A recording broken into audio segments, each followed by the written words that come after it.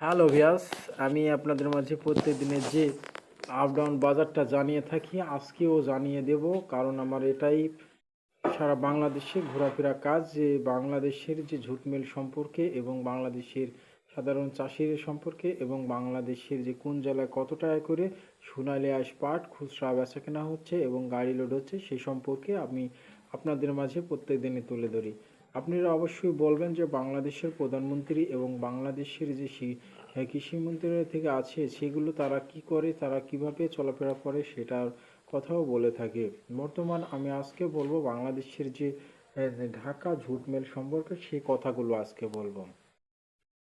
বাংলাদেশের ঢাকায় যে নতুন সরকারি যে ঝুট মিলগুলো চালু করেছে, এগুলো পর্যাপ্ত পরিমাণ পাটের চাহিদা আছে। এখন যে কারণে পাটের দাম একটু হলেও বাড়ছে এবং বাংলাদেশের প্রধানমন্ত্রী বলেছে যদিও আমি না পারি, যদিও কোনো বড় বড় বিজনেসম্যান ভাইরা যদিও বিদেশে সরাসরি রপ্তানিত করতে পারে, অবশ্যই যেন তারা রপ্তানিত করে বিদেশে। কারণ আমার দেশের যদিও বিদেশিরা যদি আমার দেশের যেটা প্রয়োজন তাদেরকে দেব এবং সে দেশে যেটা পরিমাণ আমরা তাদেরকে সেটা নিব। বা সারা বিশ্বে সোনালী আঁশ পাট চলবে একথা জানিয়েছে সাধারণ কৃষি মন্ত্রণালয় থেকে এবং বাংলাদেশের প্রধানমন্ত্রী আরও বলেছে সারা বিশ্বে আমাদের সোনালী আঁশ পাট অবশ্যই, যদিও রপ্তানিত করার ব্যবস্থাপনা আমরা করে থাকছি, অবশ্যই চেষ্টা করব, যদিও পারি তাহলে অবশ্যই করব একথা জানিয়েছে।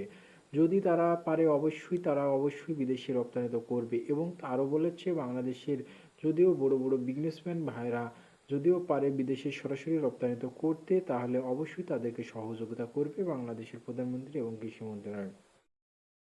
সোনালী আঁশ পাটের দাম আবারও দ্বিগুণ হতো, এটা জানিয়েছেন কৃষি মন্ত্রণালয়। কারণ বাংলাদেশের যে 2020 সালে যে 7,000 টাকা 8,000 টাকা করে হয়েছিল সোনালী আঁশ, সে আশায় ধরে আছে হাজারো হাজারো মানুষ, হাজারো হাজারো ব্যবসায়ী, কিন্তু সে আশা আর হচ্ছে না একথা জানিয়েছে সাধারণ ব্যবসায়িক ভাইরা। আরও জানিয়েছে মিল মালিক ভাইরা আমরা নেই এত টাকা যদিও না হয় কিন্তু তবুও পাটের দাম একটু হলেও বাড়বে, একটু বাড়ছে, আরও বাড়বে একথা জানিয়েছে। বর্তমান বাংলাদেশের যে নতুন মিল তৈরি করেছে কুষ্টিয়া জেলায়, সেখানকার কুষ্টিয়া জেলার যে নতুন মিল তৈরি করেছে নাসির সাহেব, সেই মিলে আবারও সোনালী আঁশ পাট চলছে এবং ভালো মানের পাটটা নিচ্ছে এবং ফরিদপুর এবং রাজশাহী, পাবনা, যশোর এই অঞ্চলের পাটও আসছে সেখানে, এবং কি বাংলাদেশের যে যে কুষ্টিয়া জেলার সেখানকার পাটও আসছে এবং কুষ্টিয়া জেলার পাটও সেখানে ঢুকছে। এখন জানাবো যে কোন জেলার কত টাকা করে বেচাকেনা হচ্ছে সেই সম্পর্কে। বাংলাদেশের সোনালী আঁশ পাট বেচাকেনা হচ্ছে আজকে কুষ্টিয়া জেলার যে পাটটা বেচাকেনা হচ্ছে 2,200 এবং কি 2,250 টাকা পর্যন্ত গড়সাপটা পাট বেচাকেনা হচ্ছে আজকে। ভালো মানের পাটটা 2,350 পর্যন্ত গাড়ি লোড হয়েছে আজকে। খুচরা বেচাকেনা যে পাটটা হচ্ছে 2,300, সেটা গাড়ি লোডের সংখ্যা 50 টাকা বৃদ্ধি করে 2,350 টাকা বেচাকেনা হচ্ছে।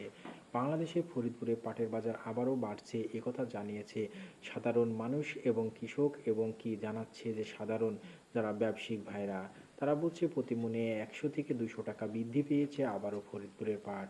পাটের উপর ডিফেন্স করে আমরা পাটের দাম পাচ্ছি। ফরিদপুরের পাটে এর বেচা কেনা হচ্ছে 3200 শুরু করে 4,000-এর উপর পর্যন্ত ভালো মানের পাটটা। আজকে বাংলাদেশের যে খুচরা বেচা কেনা হচ্ছে পাবনা জেলায়, সেখানে সর্বোচ্চ তো 3300 টাকা বেচা কেনা হচ্ছে এবং ভালো মানের পাটের উপর ডিফেন্স করে পাট বেচা কেনা হচ্ছে একেবারে 2700 টাকা থেকে শুরু করে 3300 টাকা পর্যন্ত বেচা কেনা হচ্ছে ভালো মানের পাটটা। বর্তমান পাটের দাম বাড়বে একথা জানিয়েছে সাধারণ যে কৃষক ভাই এবং সাধারণ ব্যবসায়িকরা, এরা ধরিয়ে রেখেছে। বর্তমান পাটের বাজার আসলেই বাড়ছে এবং বাড়বে এটা আশা করা যায়, কারণ বাংলাদেশের পাট নাই বললেই চলে, মাত্র 20% পাট আছে সব জেলায়, তথ্য জানিয়ে আমরা জানতে পেরেছি। বর্তমান পাট 20%।